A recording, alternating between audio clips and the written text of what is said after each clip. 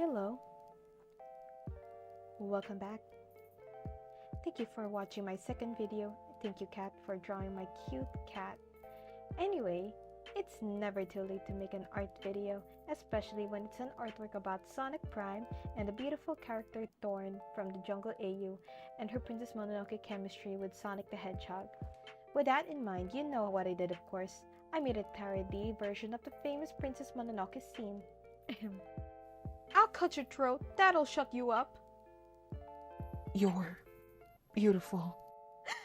Anyways, ta-da! Here it is! So that was drawn traditionally on my sketchbook, immediately drawn after watching that specific episode with no reference to the original Ghibli scene because I was totally spontaneous with this decision.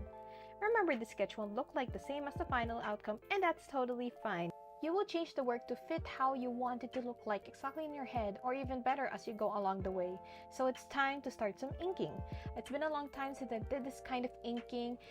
It's a callback to my high school way of inking, and I love to put the details in the textures of objects. Sure, it's tedious, but it satisfies my eyes and hands. I had a bit of a problem with the hammer because I couldn't identify the material of it.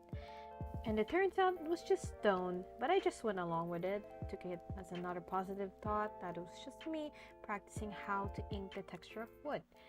Now, this was my first time flatting, as I really was getting stressed out with how I used to color, which was filling it with a brush manually, and so I wanted to know how to do this, so I researched, and I really didn't like my first flats before because I didn't know that you can use the actual colors of your subject, and you can just tweak it if there are some parts that are similar that are interlacing between. So I did that, and I also had some white spots on the corners of my line art that's on my flat, so I had to shade them. I had to fill them in on my shading process, but it was worth it because by the time I went to shading, I could just select the parts of the flats without affecting the other colors, and it was very efficient time-wise, and it's so much better than what I did before. So also with the lighting, if you're going for lighting, be sure to understand where it's coming from. Otherwise, you would be so confused, like, where am I going to put this lighting on? Oh my god, this is gonna be underneath, on top.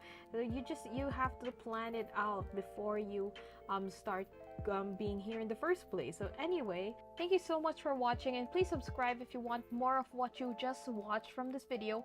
I appreciate likes, as this keeps me on knowing if people want like what I do and what I talk in my videos. If you have any suggestions for a topic, do not be afraid to type it down. Anyways, goodbye. The manga will now swim away.